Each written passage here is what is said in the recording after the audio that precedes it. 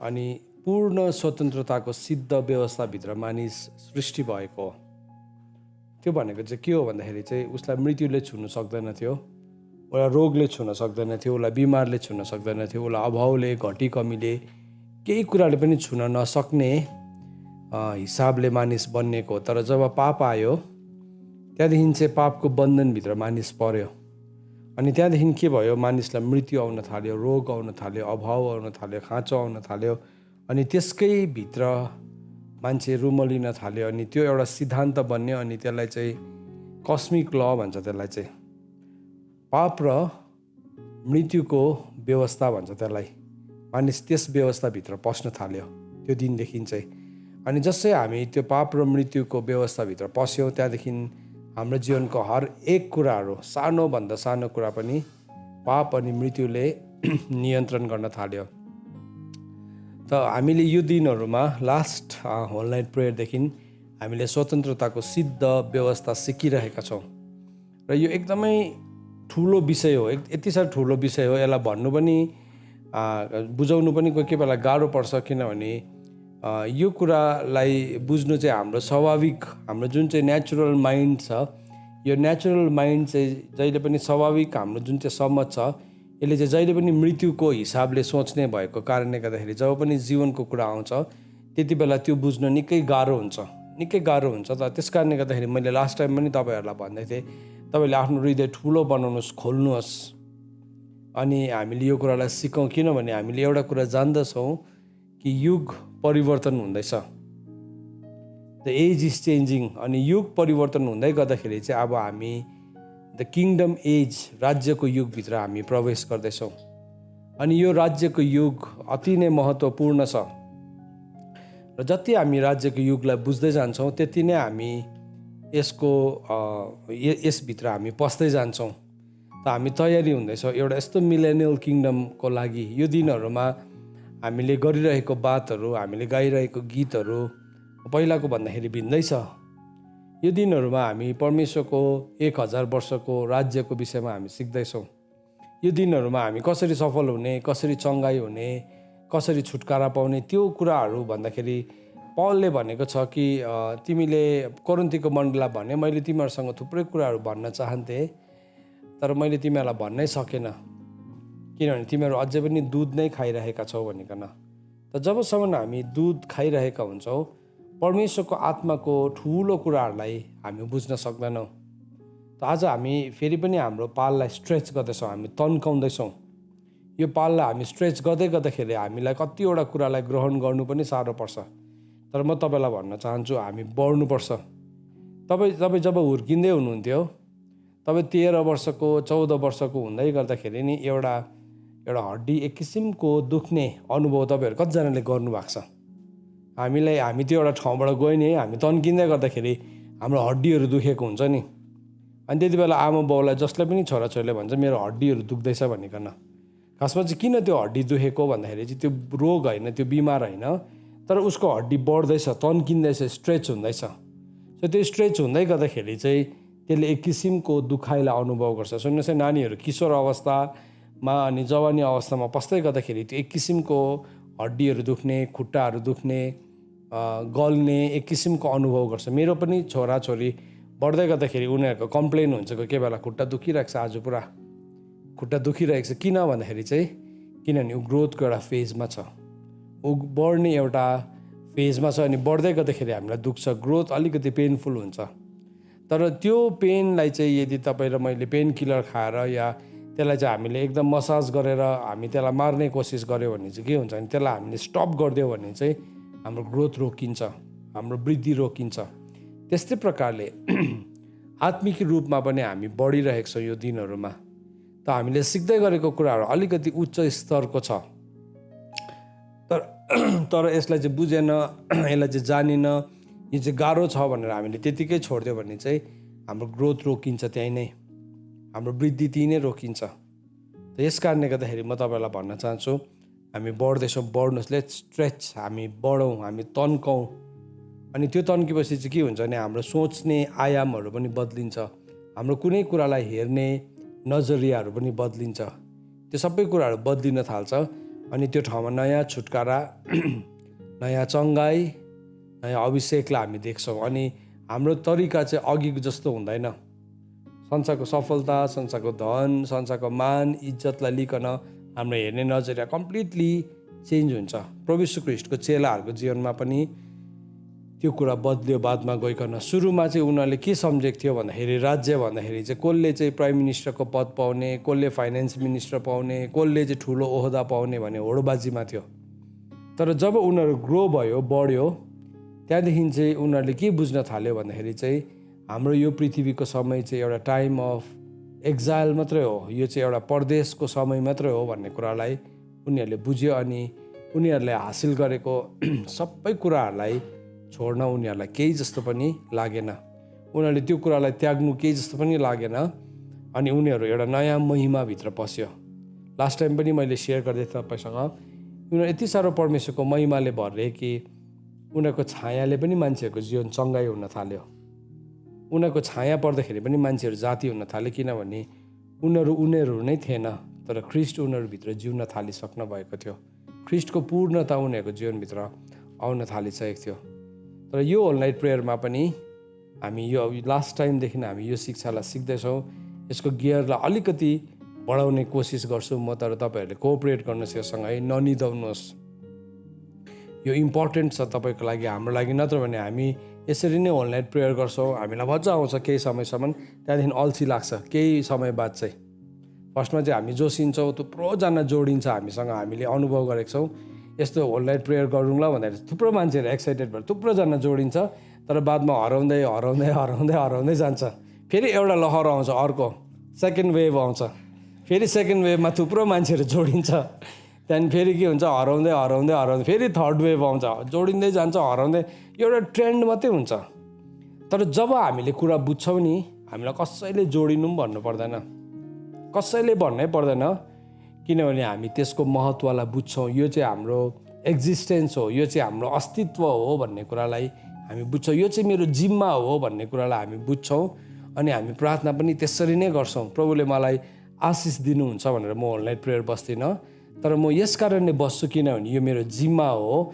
अनि प्रभुले दिनुभएको परमेश्वरको कामको हिस्सा चाहिँ मैले पुरा गर्दैछु। म एउटा पर्खाललाई निर्माण गर्दैछु, अनि त्यसलाई चाहिँ मैले पुरा बलले, पुरा शक्तिले, पुरा सामर्थ्यको साथ गर्नुपर्छ। अनि जब हामी त्यो गर्छौँ, एक दिन हाम्रो काम सकिन्छ नि, हामी घर फर्केर जान्छौँ, अर्को मान्छे आउँछ, रिप्लेस गर्छ। त्यहाँ प्रभु यीशु ख्रीष्ट स्वर्गारोहण हुनुभयो, चेलाहरू आयो, चेलाहरूले रिप्लेस गरे त्यो ठाउँलाई। के भयो, चेलाहरू पनि मरे, अरू शहीदहरू आए, के भयो, रिप्लेस हुँदै गयो। परमेश्वरको राज्य रोकिएन, यति साह्रो तेज रफ्तारसँग बढ्नु थाल्यो। झन् उनीहरूले जति लिडरलाई मारिदिन्थ्यो, मुनिको मान्छेहरू झन् शक्तिशाली रूपमा खडा भएर आउँथे। त्यस्तै प्रकारले यो एउटा कुनै एउटा मान्छेले नेतृत्व गर्ने कुरा होइन, यो चाहिँ एउटा अभियान हो। अभियान चाहिँ कस्तो हुन्छ भने नि, अभियानमा चाहिँ लिडर मऱ्यो भने पनि फरक पर्दैन, कसले स्टियरिङ पक्रेको छ त्यसले फरक पर्दैन, तर त्यो मुभमेन्ट चाहिँ बढेर जान्छ। अनि प्रभु यीशु ख्रीष्टले चाहिँ नि राज्यको अभियानलाई सुरु गर्नुभएको छ। अनि हामी चाहिँ युगको अन्तमा आइपुगेको छौँ। यो भन्दै गर्दाखेरि कतिजनाले बुझ्नुहुन्छ त्यो पनि मलाई थाहा छैन। हामी युगको अन्तमा आइपुगेको छौँ भनेको तपाईँ कतिजनाले बुझ्दै हुनुहुन्छ त्यो पनि मलाई थाहा छैन, केही छैन, आज बुझ्नु भएन भने पनि। तर तपाईँले बुझ्नलाई मन दिन थाल्नु भन्छ नि, विल स्टार्ट टु अन्डरस्ट्यान्ड युगको अन्त भनेको चाहिँ के हो, त्यो टाइम्स भनेको चाहिँ के हो भन्ने कुरालाई तपाईँले बुझ्न थाल्नुहुन्छ। सो मेरो प्रार्थना यो छ, आज हामीले बुझोस् भनिकन आज हामी त्यसरी प्रार्थना गर्छौँ, आज हामी त्यसरी तयारी हुन्छौँ, आज हाम्रो प्रार्थनालाई हामी त्यसरी हामी फोकस गर्छौँ। यहाँ थुप्रो विषयहरू पनि छ, अनि आज हामी थुप्रो कुराहरूमा पश्चाताप गर्नेवाला छौँ। आजको होल नाइट प्रेयरमा म वचनमा जानुभन्दा पहिला यो विषयहरूलाई भन्नु किन भनेको भन्दाखेरि चाहिँ, नत्र भने हामी यस्तो पढ्छौँ है, आफ्नो इच्छा अनुसार गरेको जीवनको सबै निर्णयहरूको लागि पश्चाताप, अब किन पश्चाताप गर्नु, मेरो निर्णयहरू राम्रै छ त भन्ने कुरालाई हामीले भनिरहेको हुन्छौँ। तर जब मच्योर हुन्छौँ नि, हामी अलिकति परिपक्व हुन्छौँ नि, त्यति बेला चाहिँ हामीले बुझ्छ, ओहो त्यो दिन लिएको निर्णय त मेरो त कस्तो बाङ्गो थिएछ नि, तर त्यति बेला त मलाई भयङ्कर लागिरहेको थियो। मच्योरिटीमा आएपछि चाहिँ बुझ्छ, परिपक्वतामा छैन भने चाहिँ बुझ्दैनौँ, हामीले त्यसमै हामी घमण्ड गरिरहन्छौँ अनि हामी सानो हुँदै जान्छौँ। तर जब हामी ठुलो हुन्छौँ, हामी बालकको कुराहरूलाई छोडिदिन्छौँ अनि हामी परिपक्वता बढ्छौँ। सो यहाँ आज हामीले यो विषयहरूलाई लिएर आएका छौँ। सो यसमा हामी रिपेन्ट गर्छौँ। कतिवटा ठाउँमा हामी लडाइँ पनि गर्छौँ, युद्ध पनि गर्छौँ। यो कुरालाई हिजो प्रभुले मलाई सिकाइराख्नु भएको थियो। म तपाईँलाई अहिले भरे भन्नु भ्याउँदिनँ, मिल्दैन त्यति बेला। सो म अहिले नै भनिहाल्नु पर्यो। कतिवटा ठाउँमा चाहिँ हाम्रो जीवनमा खेदो हुन्छ। सुन्नुहोस् है, खेदो भनेको चाहिँ कस्तो हुन्छ भने मान्छेले तपाईँलाई खेदो गर्छ, तर तपाईँ एउटा हुर्केको मान्छेलाई खेदो गर्दाखेरि केही पनि फरक पर्दैन। किनभने तपाईँले बुझ्नु भएको छ त्यो खेदो चाहिँ तपाईँले वचनको खातिर, परमेश्वरको नाउँको खातिर है, सत्यताको खातिर पाउनु भएको। त्यो खेदो द्याट इज गुड, त्यो राम्रो हो त्यो खेदो। अनि त्यो खेदोले चाहिँ के गर्छ, मलाई अझै अगाडि जानमा सहायता गर्छ। तर कतिवटा चाहिँ सत्यताको शत्रु हुन्छ, सत्यताको शत्रु हुन्छ, त्यसको चाहिँ हामीले बङ्गरा भचाउनु पर्ने हुन्छ। जस्तो कि उदाहरणको लागि म आज तपाईँलाई वचन प्रचार गर्दैछु, कसैलाई मन परेन, उसले खेदो गर्छ, विरोध गर्छ, त्यो केही छैन। तर नि उसको विरोध चाहिँ अर्को लेभलमा पुग्छ जहाँ चाहिँ ऊ डिमोनिक बनिन्छ त्यो व्यक्ति। अनि के हुन्छ, त्यो व्यक्तिले चाहिँ सत्यलाई नै झुट भन्नु थाल्छ। त्यो चाहिँ नि त्यसको चाहिँ बङ्गरा भचाउनु पर्ने हुन्छ, त्यो मान्छेको त होइन। तर त्यो मान्छेलाई चलाउने स्पिरिटलाई चाहिँ हामीले बङ्गरा भचाउनै पर्ने हुन्छ, भचाउनै पर्ने हुन्छ। नत्र भने चाहिँ त्यो पनि खेदो भनिकन हामी बस्छौँ। म एउटा खण्ड पढ्छु ल तपाईँलाई, म वचनमा गएको छु नै आज। प्रेरितको किताब 13 अध्याय। आज दिउँसो मैले हाम्रो टिमसँग पनि सेयर गर्दै थिएँ। सो तपाईँ पनि, हामी एउटै दल हो हामी है, हामी एउटै दल भएको कारणले गर्दाखेरि यो सत्यतालाई तपाईँले पनि बुझ्नुपर्छ। त्यहाँदेखि मात्रै हामी त्यो इन्टेन्सिटीमा प्रार्थना गर्छौँ। नत्र भने कतिजना म यसो हेर्छु यसरी, या हामी अब भिडियो अन हुन्छ, कतिजना बसिरहेको हुन्छ चौकीमा एउटा खुट्टा चढाएर अर्को तल झारेर अल्छी लागेर यसो हम्काउँदै बसिरहेको हुन्छ, झन्डा पक्रेर निदाइरहेको हुन्छ कोही है, केही न केही हुन्छ। ऊ चाहिँ के एटेन्डेन्स मात्रै दिएको हो त्यो चाहिँ। सबैभन्दा पहिलाहरू त्यस्तैहरू मारिन्छ है लडाइँमा, याद राख्नुहोस् है, त्यस्तै मारिन्छ। फेरि नपत्याइरहेको प्रार्थनामा बसिदिइरहेको, अघि आराधना गर्दाखेरि मजा आइरहेको थियो, वचनमा पनि एकछिन हँसाउँदाखेरि मजै आइरहेको थियो, तर अब प्रार्थना गर्दाखेरि चाहिँ के हो, हब्बे न कब्बे भएर बसिरहेको हुन्छ। सो आज तपाईँहरू जतिजना हब्बे न कब्बे छ, यो तपाईँको लागि पनि हो मेसेज। आज कोही हब्बे र कब्बे त्यहाँ छ भने चाहिँ यो चाहिँ तपाईँको लागि पनि, हामी सबैको लागि हो। सुन्नुहोस्, दुई किसिमको खेदो छ। एउटा व्यक्तिगत खेदो हो, धार्मिकताको खातिर हामीलाई खेदो हुन्छ। तर अर्को चाहिँ सत्यताको शत्रु हुन्छ, सत्यताको शत्रु हुन्छ। सत्यताको शत्रुलाई चाहिँ, त्यसको आँखालाई चाहिँ हामीले बन्द गराउनुपर्छ। धार्मिकताको खातिर भएको खेदो चाहिँ हाम्रो लागि राम्रो हो। सो यो लडाइँमा पनि हामीले दुईवटा कुरालाई बुझ्नुपर्छ। प्रेरितको किताब 13 अध्यायमा तपाईँले 13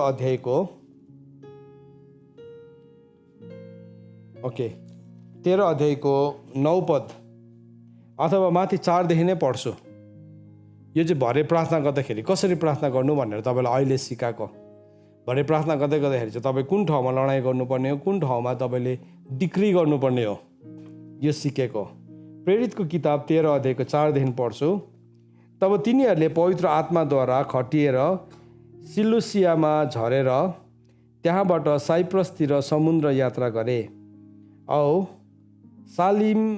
सालिमसमा हुँदा तिनीहरूले यहुदीहरूको सभाघरमा परमेश्वरको वचनको सुसमाचार प्रचार गरे।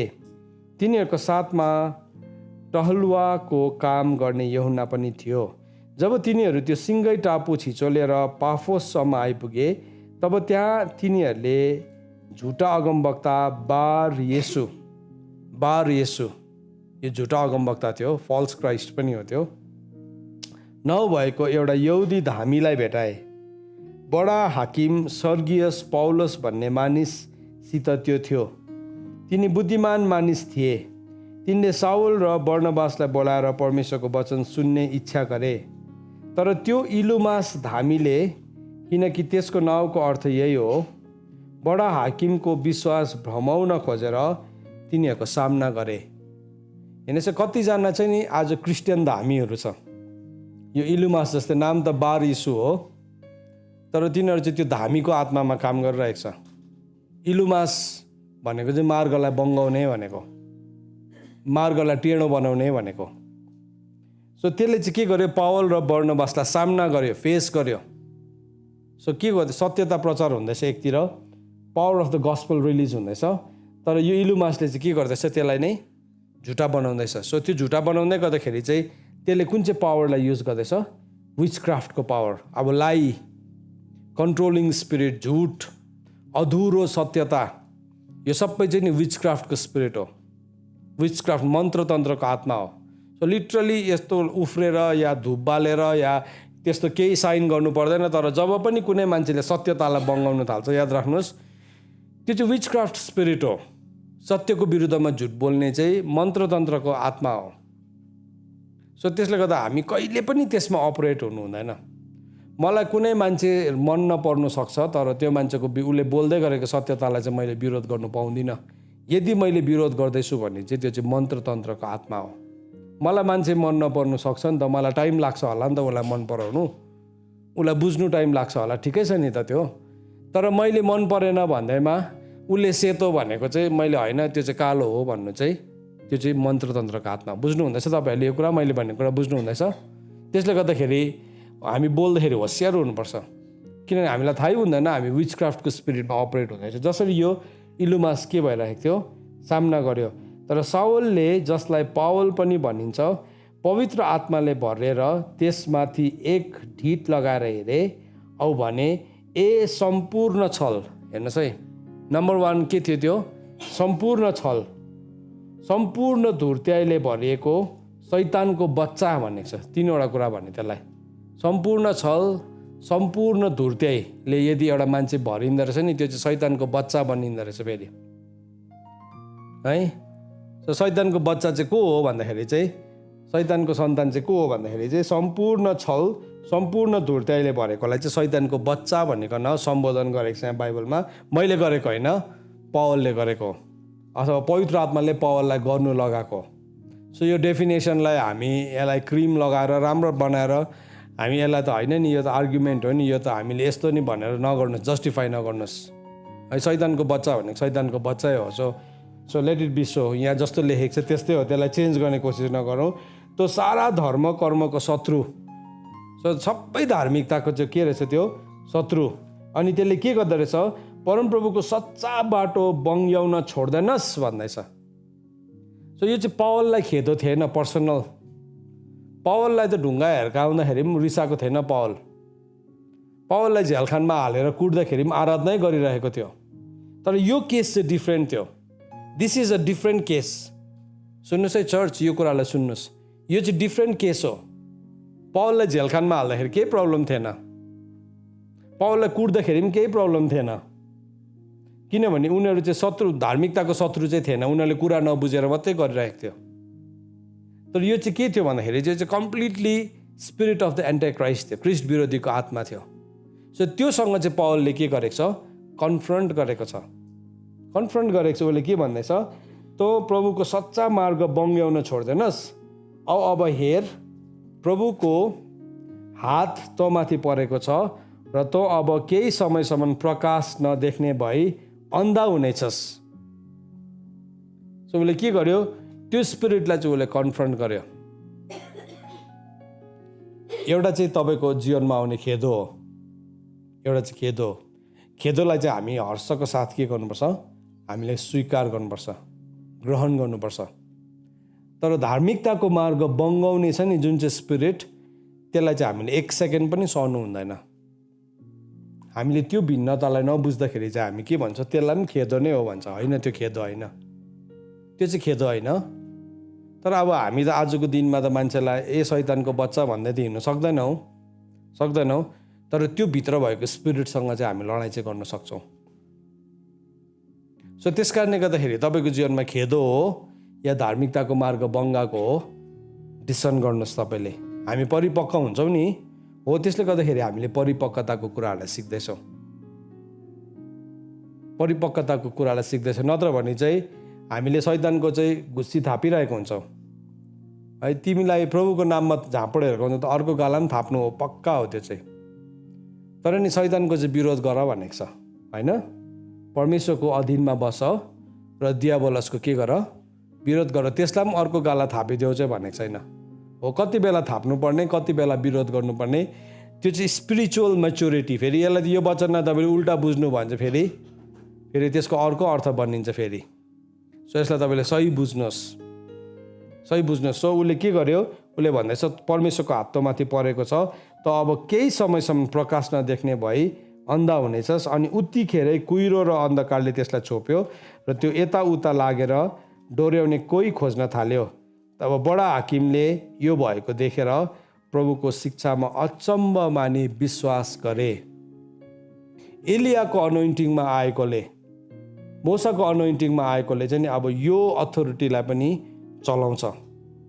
आज तपाईँले प्रार्थना गर्दाखेरि नि कुन चाहिँ धार्मिकताको मार्गलाई बङ्गाउने हो, कुन चाहिँ तपाईँको खेद हो चिन्नुहोस्। तर तपाईँले मान्छेलाई घरमा गई फेरि यो वचन कोट गरी झगडा चाहिँ नगर्नुहोस् फेरि। तर डिफ्रेन्स चाहिँ बुझ्नुहोस्, भिन्नतालाई चाहिँ बुझ्नुहोस्। कुन चाहिँ धार्मिकताको शत्रु हो है, कुन चाहिँ धार्मिकताको खातिर हामीले सतावट पाएको। धार्मिकताको शत्रु छ एउटा, अर्को चाहिँ धार्मिकताको खातिर हामी सताइन्छौँ। त्यो दुईटाको भिन्नतालाई चाहिँ हामी बुझौँ। सो त्यो कति बेला बुझ्छौँ, जब हामी मच्योर हुन्छौँ, जब हामी परिपक्व हुन्छौँ। सो हामी त्यति बेला चाहिँ चलाउँछौँ त्यो शक्तिलाई। जसरी पावलले नि अरू बेला चलाएन यो शक्तिलाई, कहिले पनि अरू बेला चलाएन। तर यो केसमा चाहिँ दिस वाज निडेड। सो हाम्रो केसेसहरूमा पनि हामी यो कुरालाई हेरौँ, कहाँ चाहिँ कुन चाहिँ शक्तिलाई, एन्ड इट वर्क्स। सुन्नुहोस् है, यसले काम गर्छ। म तपाईँलाई एउटा टेस्टिमनी दिन्छु, साँच्ची नै भएको घटना। तर यो तपाईँसँग मात्रै राख्नुहोस् ल यो टेस्टिमनी। त्यस्तै भइरहेको थियो, एक दिन हाम्रो अगाडि त्यस्तै सिचुएसन भइरहेको थियो। अनि धार्मिकताको मार्ग बङ्गाउने सिचुएसन आइरहेको थियो। थुप्रो एकदमै ह्यान्डल नै प्रभुको कुरा पनि सिकायो, भन्यो पनि मानेन। त्यहाँदेखि चाहिँ नि हामीले यो वचनलाई रिलिज गऱ्यौँ। त्यो मान्छे यति साह्रो गाह्रो पऱ्यो, त्यसलाई हस्पिटलाइज हुनु पर्यो। त्यहाँदेखि चाहिँ त्यो हस्पिटलबाट निस्केर आएर चाहिँ के भन्यो नि, त्यसले धार्मिकतालाई पुरा इज्जत गर्ने भयो। एकदमै गलत व्यवहार देखाइरहेको थियो, एकदमै गलत व्यवहार। उसले मातेर प्रभुको कुरालाई एकदमै विरोध गर्ने, मतलब अब कतिजना त हुन्छ नि त्यो मातेपछि झगडा गर्ने हुन्छ, तर ऊ चाहिँ लिटरली त्यो एन्टी क्राइस्टको स्पिरिटमा नि अपरेट गर्दै थियो। सो हामीले यो वचनलाई दाबी गरेर रिलिज गर्दैको थियौँ। निकै गाह्रो परेर त्यहाँदेखि चाहिँ उसले रिक्वेस्ट गरिन्जेलसम्म भयो, लु मलाई अबदेखि चाहिँ म गर्दिनँ यस्तो भनेको है। त्यहाँदेखि के भयो, उसको जीवनमा चङ्गाइ आयो बादमा। यो होइन कि ऊ मऱ्यो होइन, तर त्यसबाट चाहिँ उसले सिक्यो, एउटा लेसन सिक्यो कि काँडामा लात हान्नु चाहिँ सजिलो छैन रहेछ भनिकन। सो यसले काम गर्छ, तर यसलाई तपाईँले जतासुकै चलाउनु पनि पाउनु चाहिँ हुन्न। फेरि जतासुकै चलाउनु पाउनुहुन्न। तर म तपाईँलाई गवाही दिन्छु, यो कुरा भएको हो, मैले बनाएर भनेको होइन। यो कुरा भयो। त्यहाँदेखि त्यो ठाउँमा नि गस्पल, त्यो ठाउँमा नि त्यो परिवारभित्र उद्धार आयो। त्यो परिवारभित्र नि प्रभुलाई ग्रहण गर्ने अनि ब्याप्टिजमको प्रोग्राम्सहरू भयो त्यो परिवारभित्र। नत्र भने अड्किरहेको थियो। किनभने धार्मिकताको मार्गलाई कसैले बङ्गाइरहेको थियो। सो म तपाईँहरूलाई यो वचन आज तपाईँले प्रार्थना गर्दाखेरि धार्मिकताको मार्ग बङ्गाएको के हो अनि धार्मिकताको खातिर के हो खेदो आएको, यो भिन्नतालाई बुझ्नुहोस् भनिकन आज तपाईँको आँखा खोलियोस् त्यो ठाउँमा। How to use that power, कसरी त्यो शक्तिलाई हामी चलाउँछौँ आजको प्रार्थनामा प्रयोग गर्नुहोस्। सो तपाईँले यहाँ कसले लिड गर्छ भनेर नपर्खिनुहोस्, कसले लिड गर्छ भनेर। तर यो प्रार्थनालाई तपाईँले गर्दै गर्दाखेरि, पढ्दै गर्दाखेरि, भन्दै गर्दाखेरि मेरो जीवनमा यो खेदो चाहिँ मेरो आफ्नै बेहोराले गर्दाखेरि आएको हो, या धार्मिकताको खातिर आएको हो, या धार्मिकताको मार्ग बङ्गाएको हो, त्यो तिनवटाको डिसर्नमेन्ट चाहिँ तपाईँले माग्नुहोस् प्रार्थना गर्दाखेरि। हरेक यो प्रार्थना मात्रै होइन, हरेक प्रार्थना गर्दाखेरि चाहिँ यो तिनवटा कुराको भिन्नतालाई चाहिँ तपाईँले माग्नुहोस्। त्यस कारणले गर्दाखेरि तपाईँ प्रार्थना गर्दाखेरि तपाईँ यसरी बसिरहेको, अल्छी लाग्दो प्रकारले बसिरहेको, एउटा चाहिँ प्रार्थना गरिरहेको, त्यसो गऱ्यो भने प्रार्थना मर्नु थाल्छ है। सो तपाईँले त्यहाँ बसेर तपाईँ आफै धार्मिकताको मार्ग बङ्गाउँदै गरेको हुन्छ। फेरि सो तपाईँ उठ्नुहोस्, निन्द्रा लाग्दैछ भने मुख धुनुहोस्, तपाईँ जानुहोस्, बाथरुममा जानुहोस्, खुट्टा भिजाउनुहोस्, कान भिजाउनुहोस्, घुच्चुक भिजाउनुहोस्, मुख धुनुहोस्, अनि फेरि प्रार्थना गर्न आउनुहोस्। त्यसो गर्दाखेरि के हुन्छ, हाम्रो प्रार्थना शक्तिशाली हुन्छ। सो अब आजको प्रार्थना नि त्यो लेभलमा अलिकति तपाईँले लेभरेज गर्नुहोस्। त्यो लेभलमा उठाउनुहोस् त्यो प्रार्थनालाई। अनि त्यहाँ चाहिँ हामीले परमेश्वरको राज्य चाहिँ कुरामा होइन शक्तिमा हो भनिकन हामी देखा पर्न सक्छ। यो चाहिँ मैले कसैलाई कर्स गर्न सिकाएको होइन है, कसैलाई श्राप बोल्नु सिकाएको होइन, तर त्यो शैतान जसले चाहिँ धार्मिकताको मार्गलाई बङ्गाउँछ त्योसँग चाहिँ हामीले डिल गर्नु जान्नुपर्छ। त्यो चाहिँ हाम्रो हतियार हो, त्यो चाहिँ हाम्रो अधिकार हो। र अब यति बेला अब हामी परमेश्वरको वचनलाई हामी सिक्न जानेछौँ। आउनुहोस् हामीहरू प्रार्थना गरौँ। प्रभु तपाईँलाई धन्यवाद, हामीले तपाईँको वचन सिक्नको लागि आज आएका छौँ। अनि प्रभु हामी जसै तपाईँको वचनलाई सिक्छौँ, पवित्र आत्मा तपाईँ हामीसँग बोल्नुहुन्छ निश्चय नै। प्रभु तपाईँले हामीलाई स्वतन्त्र गराउन चाहनुहुन्छ कि हामी साँच्चै नै हामी स्वतन्त्र भइकन प्रभु माथिका कुराहरूलाई देख्न सकौँ, माथिको कुराहरूलाई हेर्न सकौँ, तपाईँसँग हामी बिउतर्न सकौँ, संसारको कुराहरूको लेखी मरिकन हामी माथिको कुरालाई हेर्न सकौँ प्रभु। अनि त्यो ठाउँमा चाहिँ प्रभु तपाईँको छुटकारा अनि त्यो ठाउँमा चाहिँ तपाईँको चङ्गाई आएको होस्। र प्रभु हामी एउटा तेजदेखि अर्को तेजमा, एउटा महिमादेखि अर्को महिमामा बदलेर जान सकौँ अनि तपाईँलाई महिमा होस्। धन्यवाद। सबै बिन्ती माग्छु पुत्र प्रभु यीशु ख्रीष्टको जिउँदो अनि पवित्र नामले, आमेन। ओके, हामीले अस्तिको नोट्स तपाईँकोमा छ भने हामीले के हेरिरहेको थियौँ भने जब सिद्धता चाहिँ आउँछ तब सबै अपूर्णता चाहिँ टलिजानेछ भनिकन हामीले यो विषयमा हेरिरहेका थियौँ। त अस्ति हामीले एउटा केटाको घटनासँग हामीले तुलना गरेर पढ्दै थियौँ। मत्तीको किताब 19 अध्यायको 16देखि लिएर 22 पदलाई हामीले पढ्दै थियौँ। त एउटा धनी केटा प्रभु यीशु ख्रीष्टकोमा आइकन उसले प्रभुसँग बात गरिरहेको थियो। अलिकति रिभ्यू तपाईँलाई दिन चाहन्छु। अनि त्यो केटाले के भनेको छ भन्दाखेरि चाहिँ प्रभुलाई अनन्त जीवनलाई प्राप्त गर्नको लागि चाहिँ प्रभु मैले के गर्नुपर्छ भन्दाखेरि प्रभुले भन्नुभयो, उहाँलाई भन्नुभयो कि अनन्त जीवन प्राप्त गर्नको लागि चाहिँ तिमीले यो गर्नु, तिमीले आज्ञाहरू पालन गर, फलो द कमान्डमेन्ट्स, आज्ञालाई पालन गर्नु भनेर प्रभुले भन्नुभयो। अनि उसले भने कुन कुन चाहिँ भन्दाखेरि चाहिँ प्रभुले उसलाई 10 आज्ञाको विषयमा बताउन थाल्नुभयो। अनि भन्दा नभन्दै त्यो केटाले के भने, यो त मैले बाल्य अवस्थादेखि नै पालन गर्दै आएको, अरू अझै केही बाँकी छ भन्दाखेरि चाहिँ प्रभुले भन्नुभयो होइन, त्यसो भए तिमी सिद्ध हुन चाहन्छौ भने चाहिँ अब तिमीले के गर, आफूसँग भएको सबै कुराहरू बेचेर तिमीले गरिबहरूलाई बाँडिदेऊ, अनि तिमीले त्यो बेचेर बाँडेको चाहिँ तिमीले सबै इटर्निटीमा अनन्ततामा हासिल गर्छौ, अनि तिमी चाहिँ के गर, मेरो पछाडि लाग भनिकन भन्यो। अनि त्यो भन्दै गर्दाखेरि चाहिँ त्यो केटा के भयो, त्यो केटा चाहिँ निराश भएर गयो, किनभने त्योसँग धेरै धन सम्पत्ति थियो भनिकन परमेश्वरको वचनमा लेखिएको छ। सो प्रभुले हामीलाई धन सम्पत्ति नथुपार्नु कहीँ पनि भन्नुभएको छैन, तर प्रभुले हामीलाई धन सम्पत्तिलाई चाहिँ कन्भर्ट गर्नु सिकाउनु भएको छ, परिवर्तन गर्न सिकाउनु भएको छ, परिवर्तन गर्न सिकाउनु भएको छ। अनि त्यो धन सम्पत्तिलाई चाहिँ जब हामी अनन्ततामा परिवर्तन गर्छौँ त्यहाँ चाहिँ किरा पनि लाग्दैन, चोर पनि आउँदैन, खिया पनि लाग्दैन। अनि त्यो धन चाहिँ जब हामी परिवर्तन गर्छौँ अनन्ततामा, त्यहाँ चाहिँ जीवनको कुराहरू आउन थाल्छ। त प्रभु यीशु ख्रीष्टले लुकाको किताब 16 अध्यायमा हामीले गएर हेऱ्यो भने त्यहाँ एउटा उखान भन्नुभएको छ।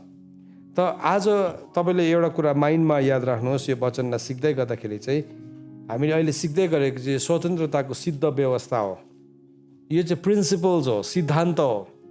सो यदि हामीले सिद्धान्तलाई सिक्दैछौँ भने चाहिँ म तपाईँलाई हँसाउनु पनि सक्दिनँ यो सिद्धान्तबाट, यो सिद्धान्तलाई म अर्को प्रकारले भन्नु पनि सक्दिनँ। सो जस्तो छ त्यस्तै भन्नुपर्ने हुन्छ, किनभने यो सिद्धान्त हो। सो त्यस कारणले गर्दा तपाईँले सिद्धान्तलाई बुझ्नु भएन भने चाहिँ तपाईँलाई एकैछिनमा निन्द्रा लाग्छ। सो हामी यहाँ सिद्धान्तलाई हेरौँ। अहिले लुकाको किताब 16 अध्यायमा प्रभुले एउटा अधर्मी न्यायाधीशको उखान भन्नुभएको छ। अनि उहाँले के भन्नुभएको छ भन्दाखेरि चाहिँ एउटा अधर्मी न्यायाधीश भन्ने छ, अधर्मी भण्डारी, अधर्मी भण्डारीको एउटा उखानलाई प्रभुले भन्नुभयो।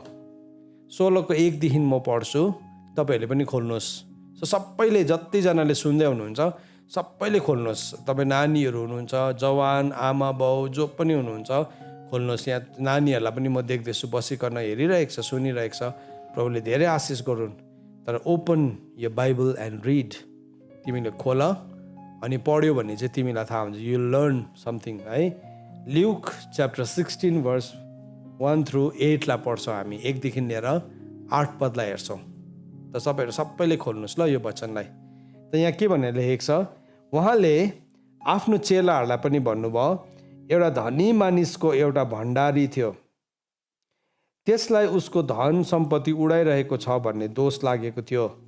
तब उसले त्यसलाई बोलाएर भन्यो, यो के हो जो म तेरो विषयमा सुन्दछु? तेरो भण्डारी कामको हिसाब दे, अब उपरान्त त भण्डारी हुन सक्दैनस्। तब भण्डारीले आफ्नो मनमा भन्यो, अब म के गरौँ, किनकि मेरो मालिकले मबाट भण्डारी काम झिकिदिन लागे। खन्न मेरो ताकत छैन, भिख माग्न मलाई म शर्माउँछु। जब म भण्डारी कामबाट झिकिन्छु तब मैले के गरेदेखि मानिसहरूले मलाई तिनीहरूको घरमा राख्लान् भन्ने मैले निश्चय गरेको छु। तब त्यसका मालिकका ऋणीहरू एक एकलाई बोलायो र उसले पहिलोलाई भन्यो, मालिकको कति ऋण तिमीलाई छ? अनि त्यसले भन्यो, 900 पाथी तेल। तब उसले त्यसलाई भन्यो, तिम्रो तमसुख ल्याऊ र चाँडै बसेर 400 लेख। त्यसपछि उसले अर्कोलाई भन्यो, तिमीलाई कतिको ऋण छ? औ त्यसले भन्यो, 800 मन गहुँ। अनि उसलाई भन्यो, तिम्रो तमसुख ल्याऊ र 600 लेख। अब त्यसको मालिकले त्यस अधर्मी भण्डारीको तारिफ गर्यो, किनकि त्यसले चतुर्याइसित काम गरेको थियो। किनकि यस युगका सन्तान आफ्नो पुस्तामा ज्योतिका सन्तानभन्दा बढी चतुर हुन्छ। सो यहाँ के देख्दैछौँ, यहाँ एउटा अधर्मी भण्डारीको उखान देख्दैछौँ। अब यहाँ मैले एक्सप्लेन गर्नुपर्ने केही पनि छैन, यसलाई हामीले एकदमै पढ्नु बुझिहाल्यौँ। सो उसले के गर्यो, उसले आफ्नोमा भएको समयलाई, उसकोमा भएको योग्यतालाई, उसकोमा भएको भण्डारेपनको उसले के गर्यो, 2 प्रकारको प्रयोग थियो। एउटा चाहिँ फर्स्टमा उसले काम बिगारिरहेको थियो, अब हिसाब माग्दाखेरि चाहिँ अब उसलाई निकाल्छ भन्ने चाहिँ उसले फेरि बादको समयलाई पनि विचार गर्यो। अनि के भन्दैछ, उसले जुन चाहिँ काम गर्यो चतुर्याइसँग, त्यसलाई देखिकन चाहिँ उसको मालिकले के गर्यो, उसको प्रशंसा गर्यो भनेको छ। तर अब यो भनेको चाहिँ हामीले संसारमा यस्तो गर्नु भनेको होइन, तर यहाँ भित्र भएको सिद्धान्तलाई, त्यो सिद्धान्त चाहिँ के थियो भन्नुहोस् त, उसले अनन्ततामा अथवा उसले भविष्यलाई सोचिकन काम गर्न थाल्यो।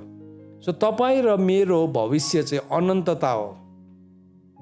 तपाईँ र मेरो भविष्य चाहिँ आउनेवाला भोलिको दिन या 5 वर्ष या 2 वर्ष होइन, तर हाम्रो अनन्तता चाहिँ हाम्रो भविष्य चाहिँ अनन्तता हो, इटर्निटी हो। सो हामीले काम गर्दै गर्दाखेरि चाहिँ जे काम गर्दाखेरि पनि हामीले अनन्ततालाई मध्यनजरमा राखेर काम गर्नुपर्छ। सुन्नुहोस् है, किन हामीले स्वतन्त्रताको सिद्ध व्यवस्थालाई जान्न आवश्यक छ भन्दाखेरि चाहिँ, किनभने आज मैले यहाँ जे पनि गर्दैछु यो सबै गरेको चाहिँ एक दिन मैले हिसाब बुझाउनुपर्छ, सबै बुझाउनुपर्छ। चाहे त्यो असल गरौँ चाहे खराब गरौँ, सबै कुराको एक दिन परमेश्वरले मबाट लेखा लिनुहुन्छ। एभ्रिथिङ मैले जे पनि गर्दैछु सबै कुराको चाहिँ परमेश्वरले मलाई लेखा लिनुहुन्छ।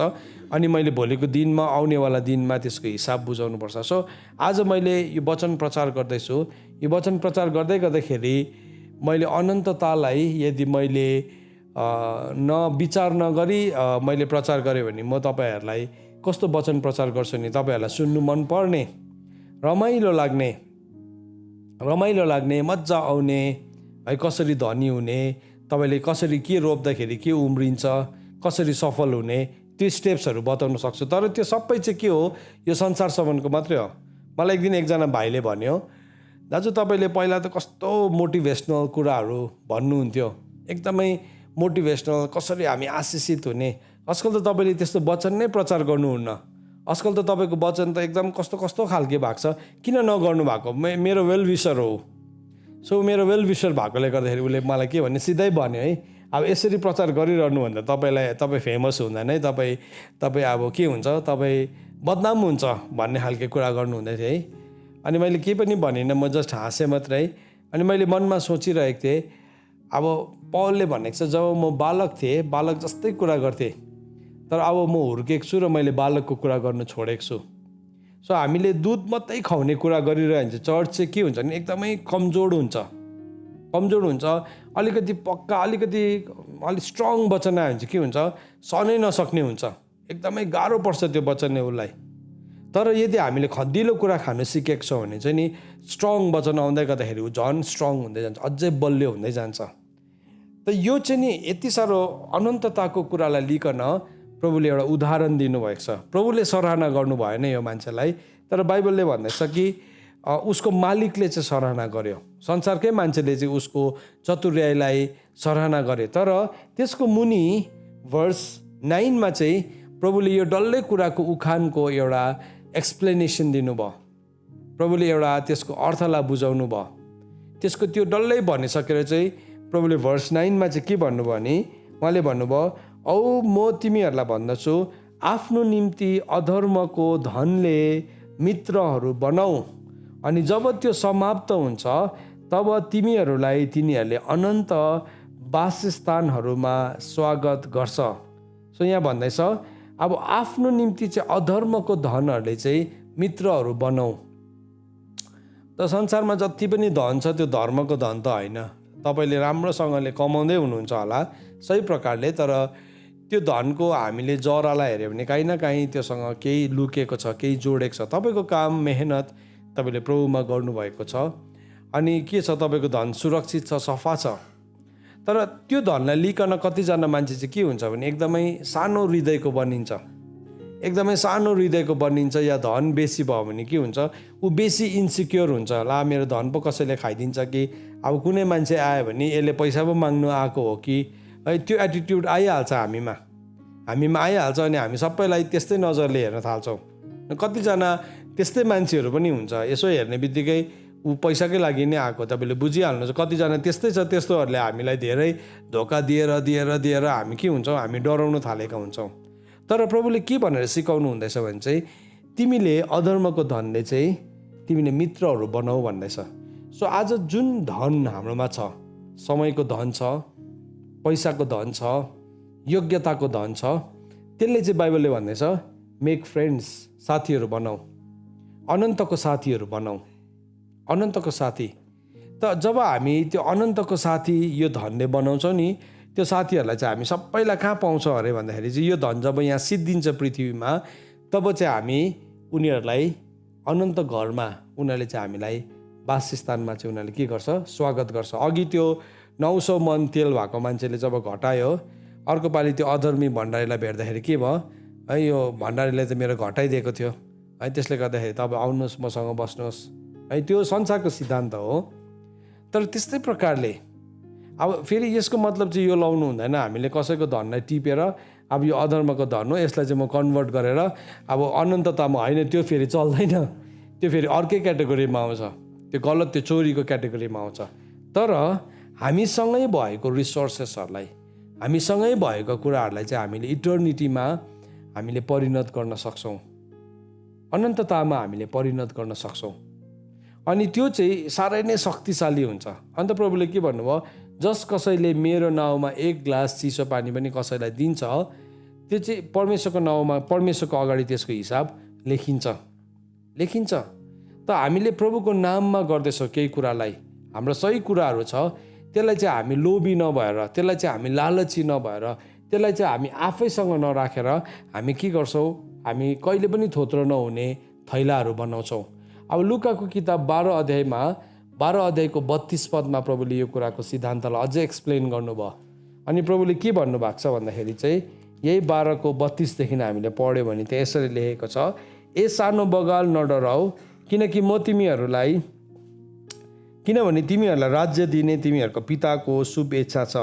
तिमीहरूको सम्पत्ति बेचेर भिक्षा देऊ, आफ्नो निम्ति थोत्रो नहुने थैलाहरू बनाऊ, कहिले नसकिने धन स्वर्गमा सञ्चय गर।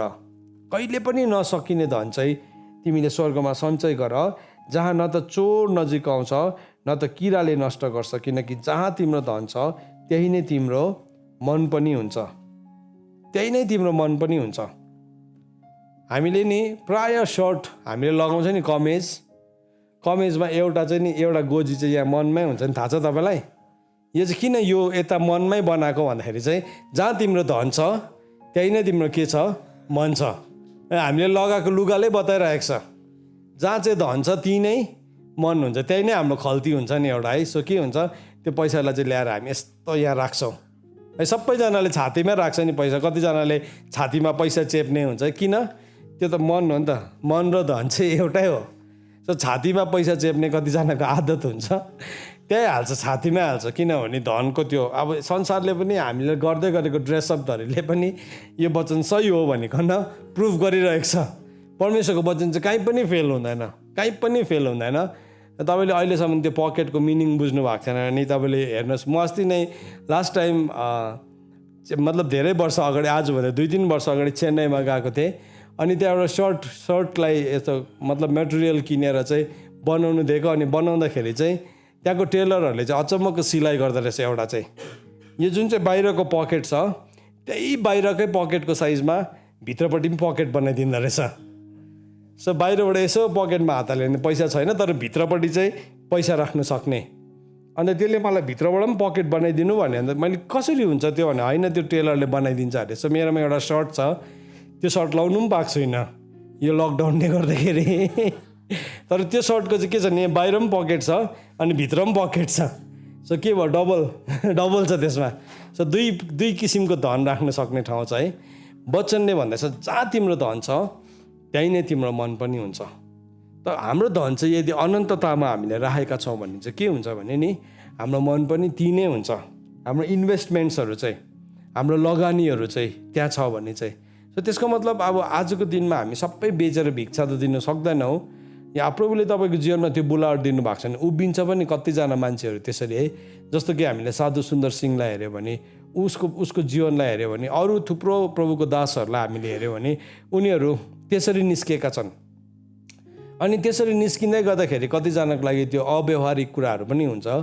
तर परमेश्वरले अब हामीलाई इटर्निटीमा कन्भर्ट गर्नुको लागि, अनन्ततामा हाम्रो धनलाई कन्भर्ट गर्नको लागि चाहिँ यो एउटा तरिकालाई बताउनु भएको छ। अनि त्यो अनन्ततामा नि तपाईँले राख्नु भएको धन चाहिँ कहिले पनि हराउँदैन रहेछ। त्यहाँ चाहिँ कुनै चोर पनि लाग्दैन रहेछ, त्यहाँ कुनै किरा पनि लाग्दैन रहेछ, कुनै खिया पनि लाग्दैन। किनभने त्यो धनलाई तपाईँले कन्भर्ट गरिसक्नु भएको छ, कन्भर्ट गर्नु भइसकेको छ। होइन भने चाहिँ नि हामी त्यो धनले हामी घर किन्छौँ, गाडी किन्छौँ, या जे पनि किन्छौँ, त्यो चाहिँ के हुन्छ, एभ्री टाइम त्यसमा त्यो ट्याक्स लाग्दै जान्छ। एभ्री टाइम तपाईँको इन्सुरेन्सको तपाईँले नयाँ पैसा तिर्नुपर्ने हुन्छ। एभ्री टाइम तपाईँले त्यसलाई रिपेयर गर्नुपर्ने हुन्छ। एभ्री टाइम तपाईँले त्यसलाई मेन्टेन गर्नुपर्ने हुन्छ। सो के भयो, त्यो चक्रभित्र हामी पसेर त्यसमै घुमेकै हुन्छ। म विदेश जाँदाखेरि मैले के अनुभव गरेको छु भने, विदेशमा हाम्रो मान्छेहरूले के गर्छ, घर किन्छ ब्याङ्कबाट भक्कु लोन लिएर। अनि ब्याङ्कले पनि सजिलोसँगले लोन दिन्छ। अनि उनीहरूले त्यो घर किन्दाखेरि जवानी अवस्थामा किनेको हुन्छ। त्यो घर आफ्नै बनाइसक्दाखेरि चाहिँ बुढो भइसकेको हुन्छ। त्यो लोन तिर्दा त्यो लोन माफ भइन्जेलसम्म चाहिँ ऊ बुढो भइसकेको हुन्छ।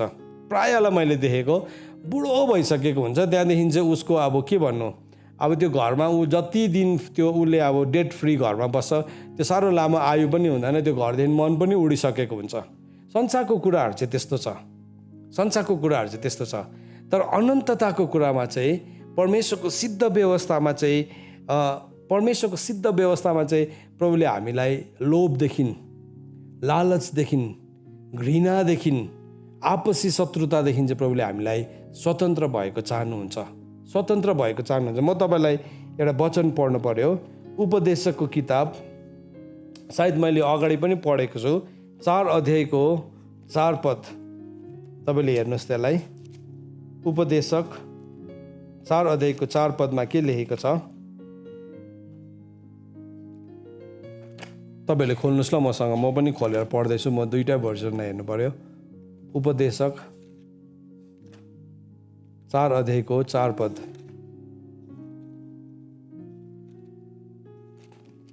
यसो भनेर लेखेको छ,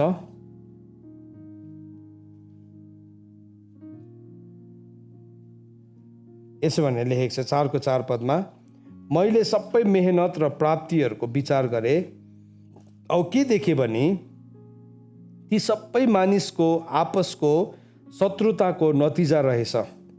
यो पनि व्यर्थ र बतासलाई खेदेको जस्तो मात्र रहेछ। हेर्नुहोस् उसले के भन्दैछ, मानिसको मेहनतलाई देखे, नम्बर 1। नम्बर 2 उसले के भन्दैछ, मानिसहरूको प्राप्तिलाई विचार गरे।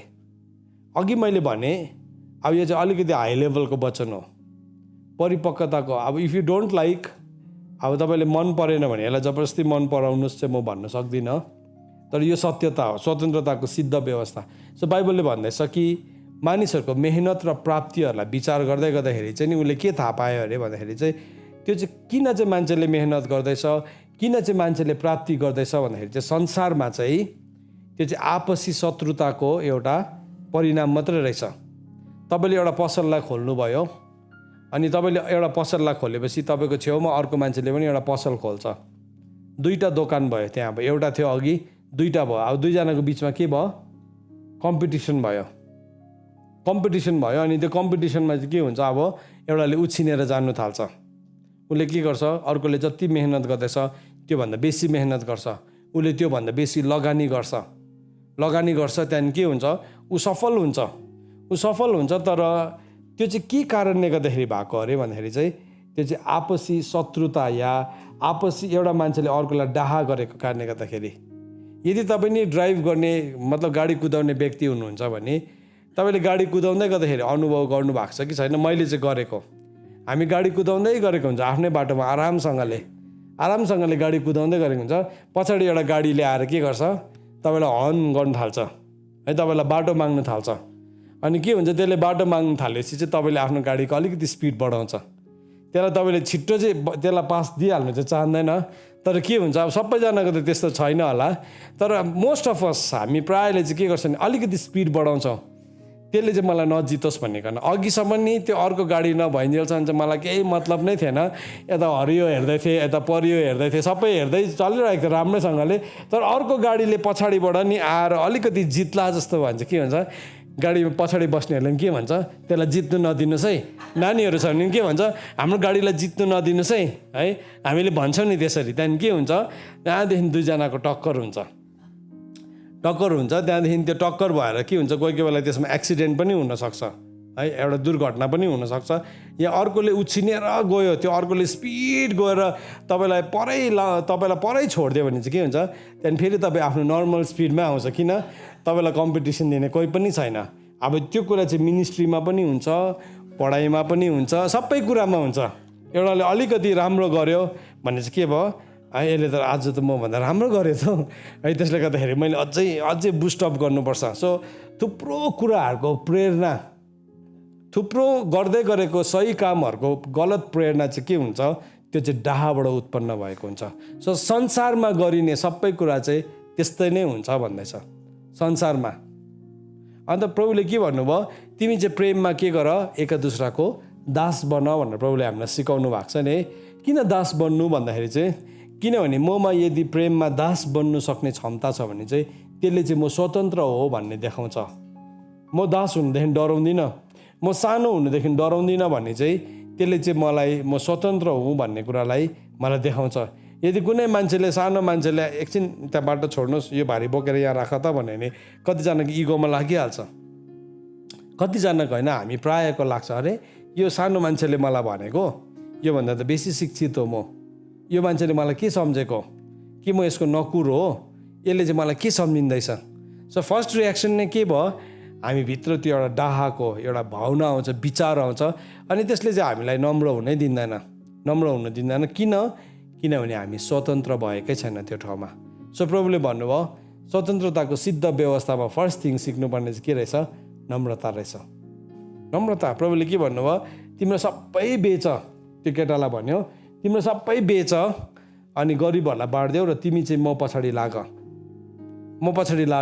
अनि तिमीले के भन्नुभयो, तिम्रो धन हराउँछ भन्नु भएन नि, त्यो केटालाई प्रभुले भन्नुभएको थियो। अघि के भन्नुभयो, तिमीले स्वर्गमा प्राप्त गर्नेछौ भन्नुभएको छ। 19 अध्यायको 21 र 22 पदलाई हेर्नु भने त्यो धनलाई चाहिँ तिमीले स्वर्गमा प्राप्त गर्छौ भनेर प्रभुले भन्नुभयो।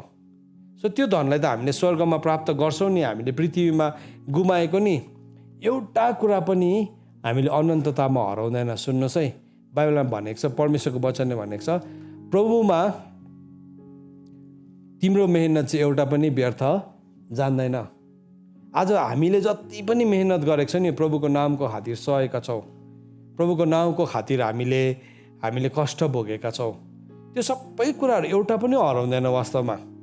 तर त्यो चाहिँ हामीले यो संसारमा देख्दैनौँ, यो संसारमा पाउनेवाला छैनौँ, तर त्यो चाहिँ हामी त्यो संसारमा पाउँछौँ। तर त्यसलाई चाहिँ अब हामीलाई विश्वास गर्नु नै गाह्रो पर्छ। विश्वास भनेको नै त्यही हो नि त। वास्तवमा विश्वास भनेको चाहिँ आशा राखेको कुराको निश्चयता र नदेखेको कुराको प्रमाण हो।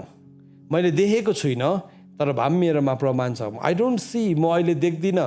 बाइबलले के भनेको छ भने नि, बाइबलले भनेको छ परमेश्वरले चाहिँ नि हामीले सबै कुरा आउनेवाला युगको कुराहरू चाहिँ परमेश्वरले हाम्रो चरणमुनि राखिदिनु भएको छ। हिब्रूको किताब 2 अध्यायमा हामीले गएर पढ्यो भने परमेश्वरले नि हाम्रो चरणमुनि राख्नु भएको छ। हिब्रूको किताब 2 अध्यायको 5 पद तपाईँहरूले खोल्नुहोस्, त्यहाँ के भनेर लेखेको छ। हिब्रू 2 अध्यायको 5 पद,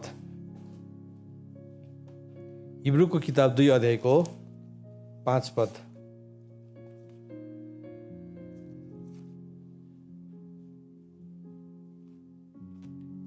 तपाईँले खोल्नुहोस् ल यो खण्डलाई। यहाँ भनेर लेखेको छ,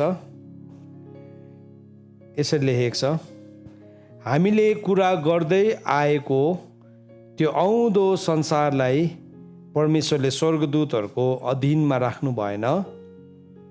धर्मशास्त्रको कुनै एक ठाउँमा यसो भनेर गवाई दिनु भएको छ, मानिस के हो र तपाईँ त्यसको वास्ता गर्नुहुन्छ, अथवा मानिसको छोरो को हो र तपाईँ त्यसको फिक्री गर्नुहुन्छ। तपाईँले तिनलाई अलि बेरको निम्ति स्वर्गदूत भन्दा केही तल होच्याउनु भयो। तपाईँले तिनलाई महिमा र आदरको मुकुट पहिराउनु भएको छ। तपाईँले सब थोक तिनको चरणमुनि राखिदिनु भएको छ। हेर्नुहोस्, कतिजना तपाईँहरू दुखित हुनुहुन्छ होला। तपाईँले भन्दै हुनुहुन्छ होला मेरो आमाले गर्न सकेन, मेरो बाउले गर्न सकेन, या तपाईँ आफै पनि गिल्टी भइराख्नु भएको छ होला।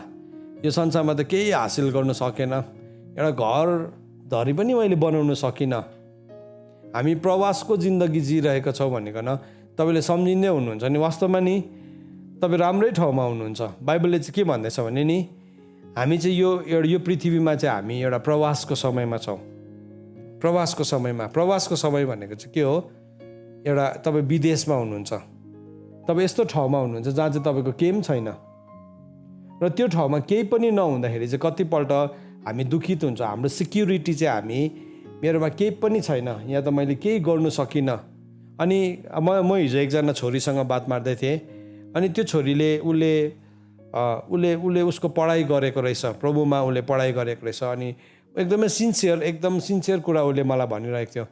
मेरो साथीहरू सबैजना बनिएर, मेरो साथीहरू सबैजनाले बहिनी त्यसलाई नखोला, सबै किरा आउँछ भित्र, यहाँ एसी चलाएको छ। मेरो साथीहरू सबैजनाले कुछ बनिसकेको छ, उनीहरूले जीवनमा केही गरिसके, मैले चाहिँ केही गर्नै सकेको छुइनँ।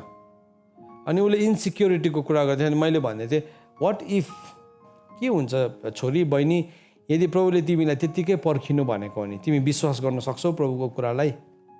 तिम्रोमा केही छैन, ओके अल राइट, तर प्रभुले तिमीलाई त्यत्तिकै पर्ख भने तिमी विश्वास गर्न सक्छौ है? त्यो एउटा गाह्रो प्रश्न हो। अनि हामी चाहिँ जहिले पनि कुनै कुरालाई मूल्याङ्कन गर्दै गर्दाखेरि चाहिँ हामी कसरी मूल्याङ्कन गर्छौँ?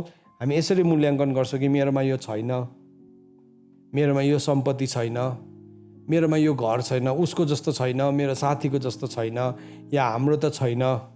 त्यसरी नै तुलना गर्छ है। यदि मेरो बाउ पनि धनी मान्छे भएको भए, यदि म पनि मिलिनियर भएको भए, हाम्रो भन्ने तरिकाहरू त्यस्तो छ। त्यो चाहिँ सबै हामीभित्र भएको असन्तुष्टता पनि भन्दिनँ, तर अब हामीलाई संसारले त्यसरी नै विश्वास गर्न सिकाएको छ। तर प्रभुले चाहिँ के भन्नुहुँदैछ भने चाहिँ नि, यद्यपि हामी स्वर्गदूत भन्दाखेरि केही तल्लो दर्जामा बन्नेका छौँ, तर सबै कुरा चाहिँ प्रभुले हाम्रो चरणमुनि राखिदिनु भएको छ अरे। सबै कुरा चाहिँ हाम्रो चरणमुनि राखिदिनु भएको छ। सो हाम्रो चरणमुनि राखिदिनु भएको कारणले गर्दाखेरि चाहिँ अब तपाईँ र मेरो काम चाहिँ के हो भने त्यसलाई बुझ्नु र त्यसलाई अधिकार गर्नु हो नि त। होइन भने चाहिँ हामी असन्तुष्ट हुनमा हाम्रो समयहरूलाई बर्बाद गर्छौँ। मेरोमा के छैन र उसकोमा के छ भन्ने एउटा दाँजो गर्नुमा, एउटा तुलना गर्ने ठाउँमा चाहिँ हामी के गर्छौँ? हाम्रो समयलाई बर्बाद गर्छौँ। Will waste our time. हामी समय बर्बाद गर्छौँ।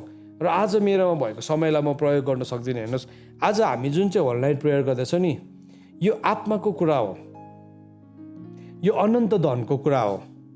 हाम्रो यो जुन चाहिँ पृथ्वीको समय छ नि त्यसलाई हामी अनन्ततामा परिणत गर्दैछौँ। जुन कुराहरू पृथ्वीमा बाँधिएको छ नि अनन्ततामा हाम्रो बाँधिएको छ नि हामी खोल्दैछौँ। हाम्रो एउटा देश छ दुध र मह बग्ने देश वास्तवकै, तर त्यो देशमा चाहिँ नि त्यो आकाशको शक्तिहरूले रुल गरिरहेको छ अहिले बिचमा चाहिँ, हामी त्यसलाई हटाउँदैछौँ। जसरी इजरायलीहरू पनि प्रतिज्ञाको देशमा पुगे, तर त्यो प्रतिज्ञाको देशमा पनि के थियो, दैत्यहरू थियो, दानवहरू थियो, तिनीहरूलाई हटाउनु पर्थ्यो। त्यस्तै प्रकारले हामी पनि एउटा यात्रामा छौँ अनि हामीले हटाउँदैछौँ त्यो कुराहरूलाई, हाम्रो जीवनबाट हटाउँदैछौँ। त्यो हटाउनु हाम्रो लागि च्यालेन्ज छ, चुनौती छ। जस्तो यो होल नाइट प्रेयरमा बस्दै गर्दाखेरि तपाईँले यसको अर्थ बुझ्नु भएन भने चाहिँ के हुन्छ भने ओके प्रार्थना चाहिँ कति बजी सक्छ, 2 बजी सक्छ, यसो हेऱ्यो 20वटा प्रेयर पोइन्ट छ, 18वटा पुगेछ, अब बल्ल सकिनु आँट्यो, 10मा पुग्यो। अब 10मा पुग्ने बित्तिकै नानीहरूको वर्सिप हुन्छ, त्यहाँदेखि के हुन्छ, त्यहाँदेखि 11 हुन्छ।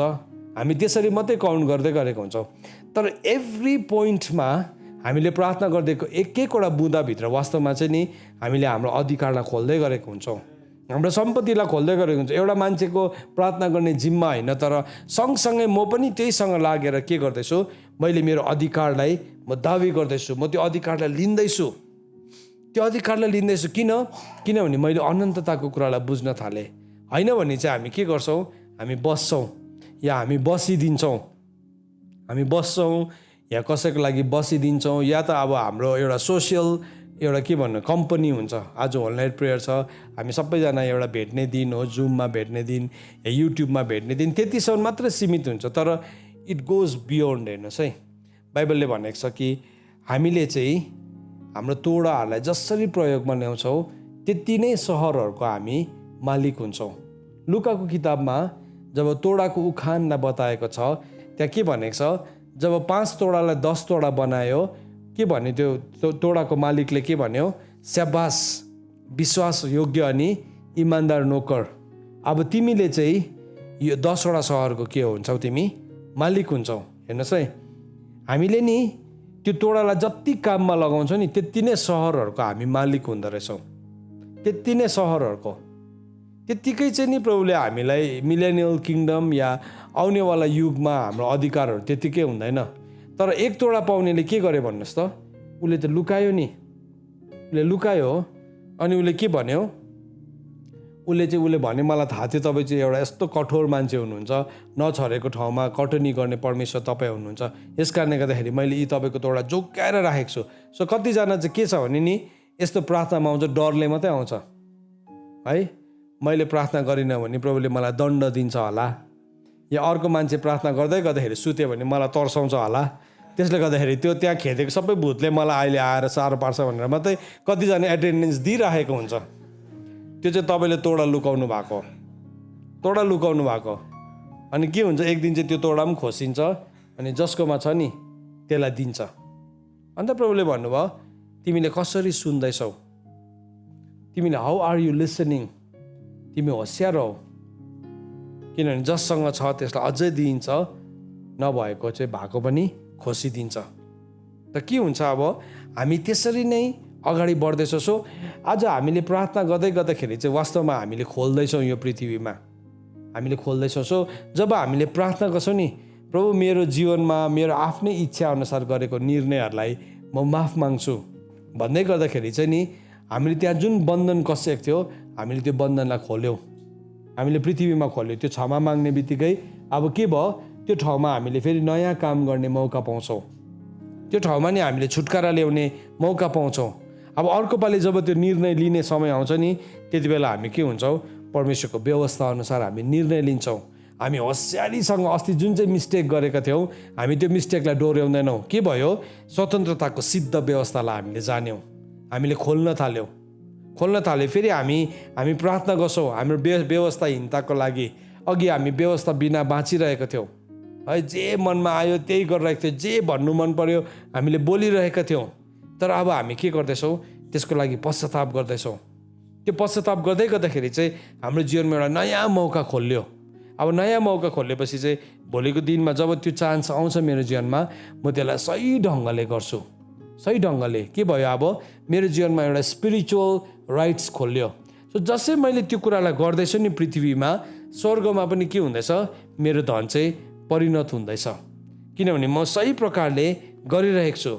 सो म सही प्रकारले गरेको कारणले गर्दाखेरि चाहिँ अब के भयो, मेरो जुन इन्हेरिटेन्स छ त्यो इन्हेरिटेन्सलाई चाहिँ मैले हासिल गर्दै गरेको हुन्छ। अब हिब्रूको किताब यही 2 अध्यायको 8 पदलाई पढ्नु भने त्यहाँ के भनेर लेखेको छ भन्दाखेरि चाहिँ यसरी लेखेको छ, 2 अध्यायको 8 पदलाई हामीले हेऱ्यौँ भने, मानिसको अधीनमा सब थोक राख्नु हुँदा तिनको अधीन बाहिर केही रहन दिनु भएन, तर यस वर्तमान समयमा सब थोक मानिसको अधीनमा भएको हामी देख्दैनौँ। सो यहाँ के भन्दैछ हेर्नुहोस् ल वचनले, जुन कुरा चाहिँ परमेश्वरले मानिसको अधीनमा राख्नु भयो नि, कुनै कुरा पनि छोड्नु भएन। एभ्रिथिङ, हरेक कुरा चाहिँ मानिसको अधीनमा आयो। सो त्यो चाहिँ नि तपाईँकोमा आज कति धन सम्पत्ति छ, मेरोमा कति धन सम्पत्ति छ, कत्रो ठुलो घर छ, कत्रो ठुलो गाडी छ, त्यो सबै कुराले डिटरमाइन नै गर्दैन। इटर्निटीमा त्यसको केही पनि भ्याल्यु छैन। अनन्ततामा नि त्यसको केही पनि मूल्य छैन। आज म कत्रो ठुलो घरमा बस्छु या कत्रो सानो घरमा बस्छु, त्यसको केही पनि मूल्य छैन। तर अनन्ततामा चाहिँ के कुराको मूल्य छ भन्दाखेरि चाहिँ मैले यो पृथ्वीमा के कुरालाई फुकाउँदैछु अनि के कुरालाई बाँध्दैछु, त्यसको चाहिँ ठुलो मूल्य छ। सो त्यस कारणले गर्दाखेरि अब हाम्रो समय चाहिँ नि मेरोमा यहाँ संसारमा के छैन भन्ने कुरामा वेस्ट गर्नु छोडिदिनुपर्छ हामीले। तर मैले चाहिँ मेरो समय चाहिँ अब मैले कसरी चाहिँ हरेक कुरालाई मेरो अधीनमा ल्याउन सक्छु भन्ने कुरालाई चाहिँ मैले बुझ्नुपर्छ। यहाँ हेर्नुहोस् है, यहाँ भन्दैछ मानिसको अधीनमा सबै राख्नु हुँदाखेरि तिनको अधीन बाहिर केही पनि रहन दिनु भएन। एभ्रिथिङ परमेश्वरले कसलाई मालिक बनाउनु भयो? मानिसलाई बनाउनु भयो। हेर्नुहोस् है, सबै कुराको परमेश्वरले सृष्टि गर्नुभएको पृथ्वी, आकाशमा उड्ने चराचुरुङ्गी, माछादेखि लिएर सबै कुरालाई, एभ्रिथिङलाई कसको अधीनमा राख्नुभयो? मानिसको। अनि यहाँ चाहिँ के भन्दैछ, आउनेवाला युग पनि हाम्रै अधीनमा राख्नु भएको छ अरे, आउनेवाला युग पनि। तर हामीलाई के थाहा छ आउनेवाला युगको बारेमा? लु म तपाईँहरूलाई सोध्न चाहन्छु, वाट डु यु नो? तपाईँलाई के थाहा छ आउनेवाला युगको बारेमा? यो प्रश्न सोद्धाखेरि चाहिँ हामी के भन्छौँ, मलाई थाहा छैन आउनेवाला युगको। यहाँ किन थाहा छैन भन्दाखेरि हामीले हेर्नु पनि सिकेको छैनौँ, हामीले फुकाउनु पनि सिकेको छैनौँ, हामीले बाँध्नु पनि सिकेको छैनौँ। सो जबसम्म एउटा मान्छेले नि त्यो हेर्नु सिक्दैन, उसले फुकाउनु सिक्दैन, उसले बाँध्नु सिक्दैन नि, आउनेवाला युगको केही पनि बुझ्दैन उसले। सो जे पनि छ आज आँखाको अगाडि मात्रै छ। उसले के भन्छ, सिइङ इज बिलिभिङ। तर फेथ चाहिँ के हो? सिइङ इज बिलिभिङ होइन, अनसिनलाई हेर्नु। विश्वास भनेको चाहिँ अदृश्यलाई हेर्नु, अदृश्यलाई हेर्नु। सो यूहन्नालाई नि बाइबलमा के भनेको छ नि, मानिसको सन्तानबाट जन्मेकोमा सबैभन्दाखेरि ठुलो यूहन्नालाई भनेको छ, यूहन्नालाई। तर यूहन्नालाई हामीले हेऱ्यो भने यूहन्नाले त केही पनि गरेन अरे। लुकाको किताब 10 अध्यायमा गएर पढ्यो भने त्यहाँ के भनेको छ, यूहन्नाले कुनै आश्चर्य काम गरेन भनेको छ। पढौँ ल हामी। ननिदाउनुहोस् है भाइ बहिनी हो, निन्द्रा लाग्यो भने उठ्नुहोस्, उठाइदिनुहोस्, छेउको साथीले उभिएर बस्नुहोस्। तपाईँहरू स्क्रिनमा हुनेहरू पनि निन्द्रा लाग्यो भने उभिएर बस्नुहोस्, ननिदाउनुहोस्। अब यस्तो इम्पोर्टेन्ट कुरामा चाहिँ तपाईँ निदाउनु भयो भने कहाँ हुन्छ र अन्त है त? तपाईँले देख्ने कुरालाई नै हेरिराख्नु भएको छ अझै पनि है, ननिदाउनुहोस्। लुकाको किताब 10 अध्यायमा गएर पढ्दाखेरि नि, सरी यूहन्ना, मैले लुका भनेको छु, यूहन्नाको 10:41 हेर्नुहोस्, यूहन्ना 10:41 हेर्नुहोस्, त्यहाँ के भनेको छ? यूहन्ना 10:41 भनेको छ, अनि धेरै उहाँ कहाँ आए र तिनीहरूले भने, यूहन्नाले त साँच्चै नै केही चिन्ह गरेन, तर जे यूहन्नाले यिनको विषयमा बोले ती सबै कुरा सत्य रहेछ। अब बाइबलले भन्दैछ यूहन्नाले चाहिँ केही पनि एउटा पनि साइन गरेन अरे, एउटा पनि चिन्ह देखाएन अरे। तर मत्तीको किताब 11 अध्यायमा हेर्नुहोस्, यहाँ एउटा बुकमार्क राख्नुहोस् अनि मत्तीको किताब 11 अध्यायमा जानुहोस्। प्रभु यीशु ख्रीष्टले चाहिँ यूहन्नाको विषयमा के गवाही दिनुभएको छ? प्रभु यीशु ख्रीष्टको गवाही यूहन्नाको बारेमा हामी देख्छौँ। त्यहाँ के भनेको छ भन्दाखेरि चाहिँ 11:11 मत्ती 11:11। सो मत्ती 11:11 चाहिँ तपाईँले यूहन्ना 10 कति थियो 41 लेखिराख्नुहोस्। यौना 11:11 चाहिँ मत्ती लुका यौना 10:41 लेखिराख्नुहोस्। यहाँ के भन्दैछ?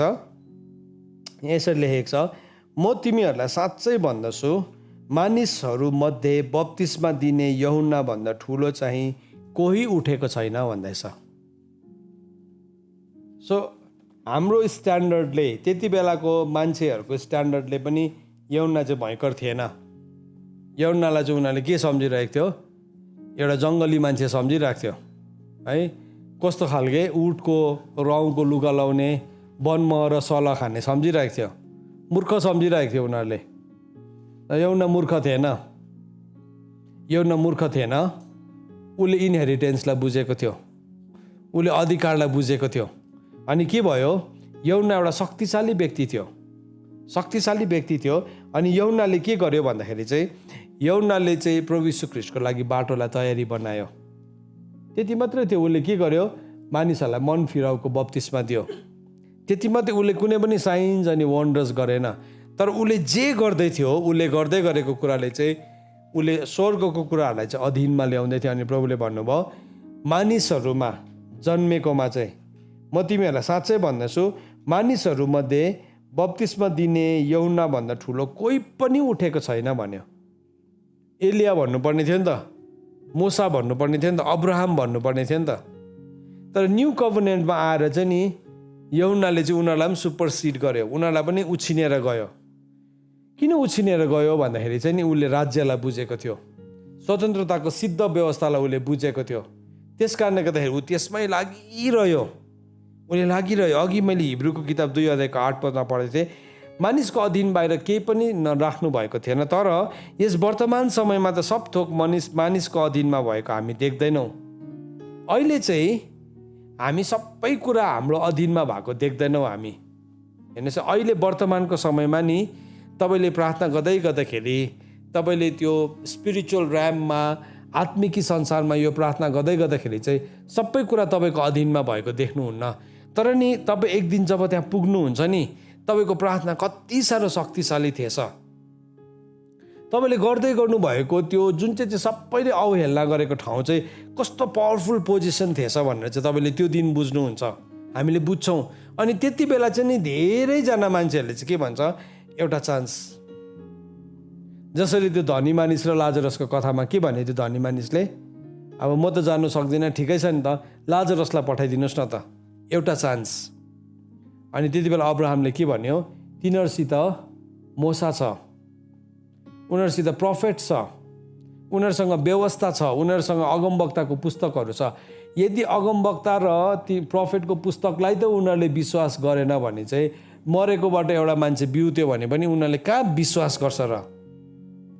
त्यो प्रोफेट्सहरूले, त्यो अगमवक्ताहरूले, मूसाको व्यवस्थाले चाहिँ नि हामीलाई परमेश्वरको स्वतन्त्रताको सिद्ध व्यवस्था सिकाएको छ।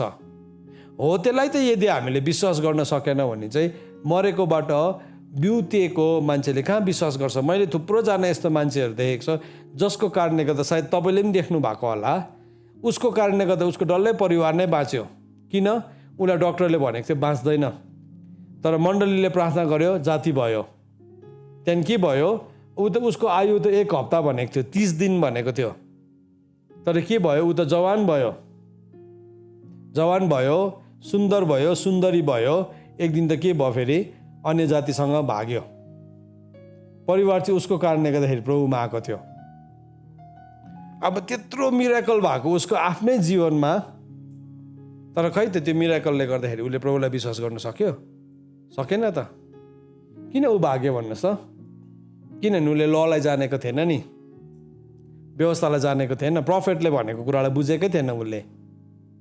अन्त त्यही भनेको, त्यही अब्राहमले पनि त्यो धनी मानिसले त्यही एक्सप्लेन गर्ने कोसिस गरेको। उनीहरूको बिचमा मूसाले लेखेको व्यवस्था छ, उनीहरूको बिचमा प्रोफेटहरूले भनेको कुराहरू छ। यदि तिनीहरूको कुरा त उनीहरूले पत्याउनु मान्दैन भने चाहिँ मरेकैबाट एउटा मान्छे जिउँदो भएर आयो भने कसरी चाहिँ पत्याउँछ? हेर्नुहोस् है, हामीलाई नि मरेको मान्छेले जिउँदो भएर आएर सिकाउनु पर्दैन। तर आज हामीसँग ल छ परमेश्वरको, जो चाहिँ जिउँदो छ। हामीले बुझ्यो भने चाहिँ नि हामी स्वतन्त्र हुन सक्छ त्यो ठाउँमा। अहिले सबै कुराहरू हाम्रो अधीनमा आएको छैन, अहिले सबै कुरा अधीनमा आएको छैन। पहिलो यूहन्ना 3 अध्यायमा पनि यो कुरा लेखेको छ। पहिलो यूहन्ना 3 अध्यायलाई यो लास्ट भर्स पढ्छौँ अनि त्यसको बादमा हामी प्रार्थना गर्न जानेछौँ। आज हामी प्रार्थना गर्दै गर्दाखेरि हामीले कसरी प्रार्थना गर्ने हो हामीले अलरेडी सिकिसकेका छौँ। सो तपाईँहरू आफैलाई एकदमै तयारी बनाउनुहोस्। यो लास्ट भर्स हो, यसलाई म पढ्छु। पहिलो यूहन्ना 3 अध्यायमा के भनेर लेखेको छ भन्दाखेरि चाहिँ 3 अध्यायको 1 देखि लिएर 2 र 3 पदलाई म पढ्छु। 1 देखि लिएर 3 पदमा यसो भनेर लेखेको छ, हेर पिताले हामीलाई कस्तो किसिमले प्रेम गर्नुभएको छ कि हामी परमेश्वरको सन्तान भनी कहलिनुपर्छ र साँच्चै यस्तै नै छौँ। यसै कारणले त संसारले हामीलाई चिन्दैन किनभने त्यसले उहाँलाई चिनेनन्। हे प्रिय हो, अहिले हामी परमेश्वरका सन्तान छौँ र हामी के हौला सो अहिलेसम्म प्रकट भएको छैन। यति जान्दछौँ कि जब उहाँ प्रकट हुनुहुन्छ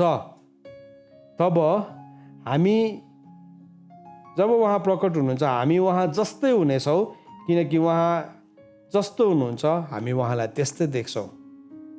वचनले भन्दैछ अहिले चाहिँ नि प्रकट भएको छैन।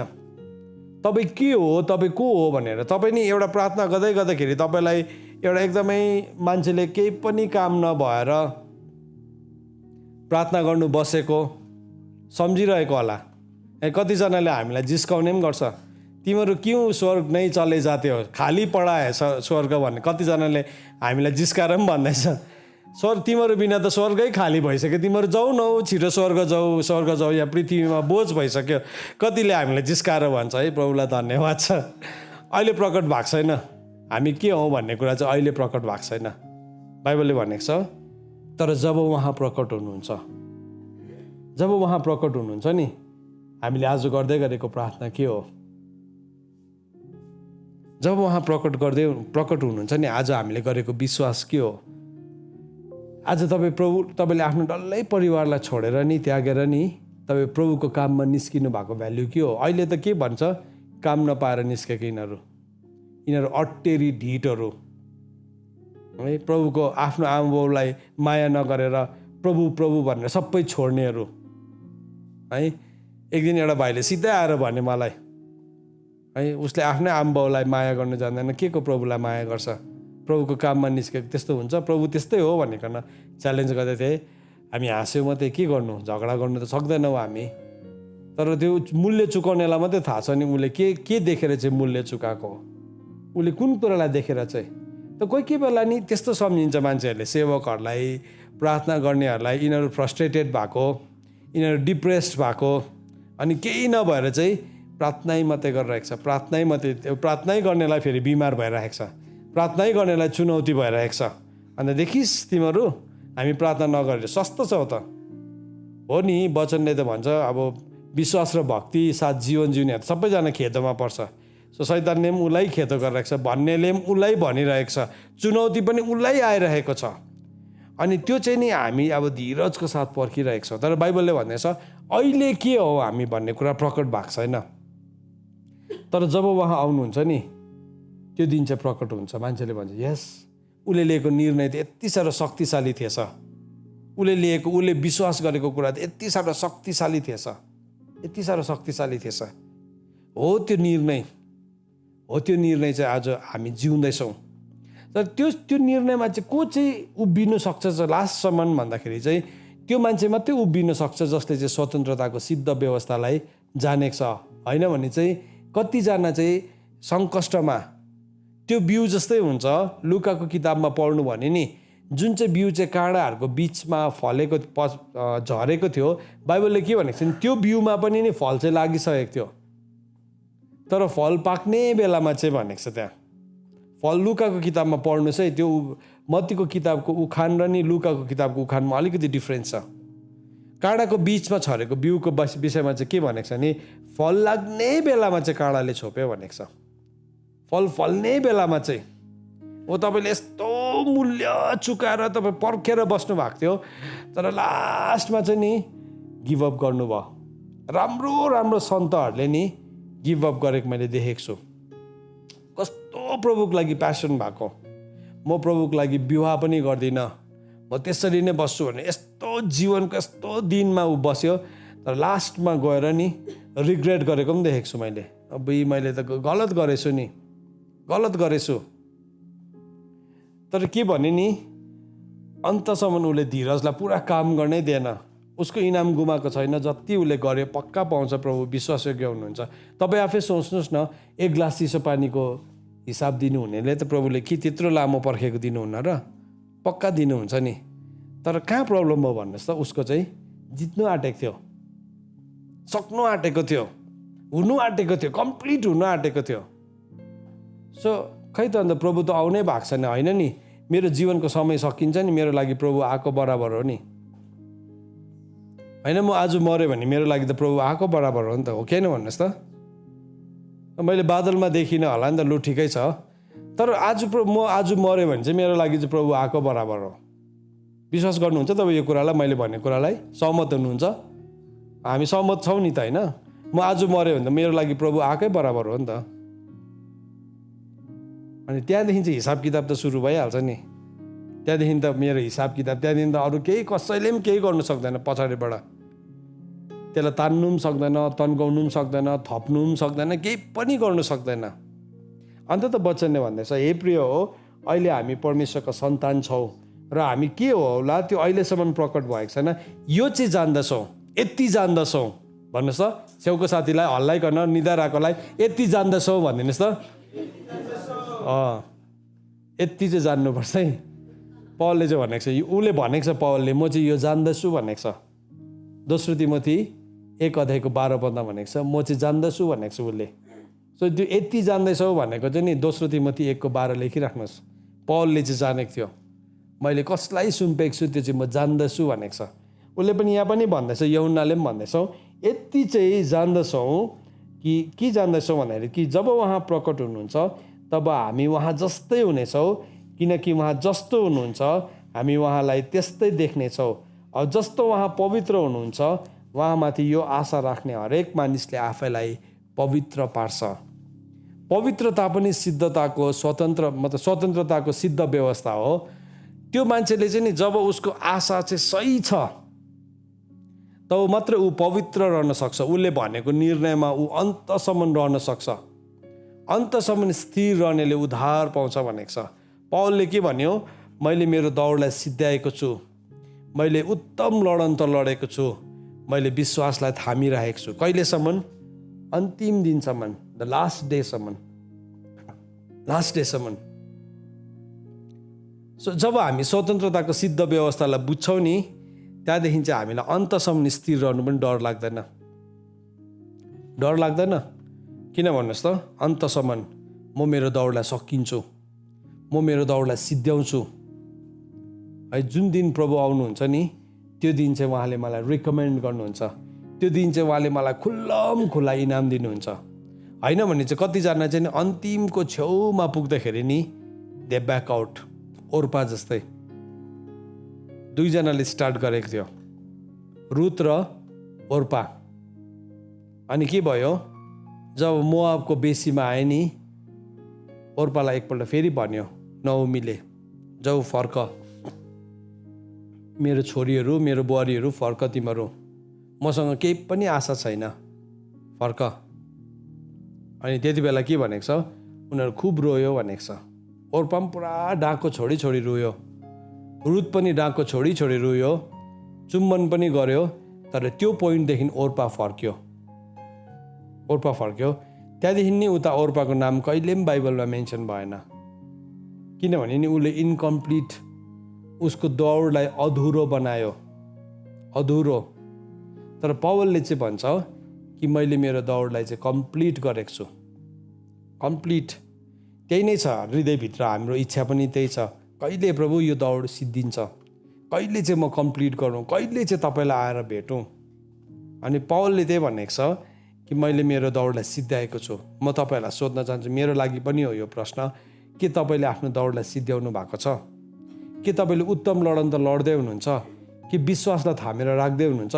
यदि तपाईँले एन्सर यस हो भने नि त्यो चाहिँ म तपाईँलाई भनौँ अन्तसम्म नै राख्नुपर्ने हुन्छ, अन्तसम्म नै दौडिनु पर्ने हुन्छ, अन्तसम्म नै विश्वासयोग्य हुनुपर्छ।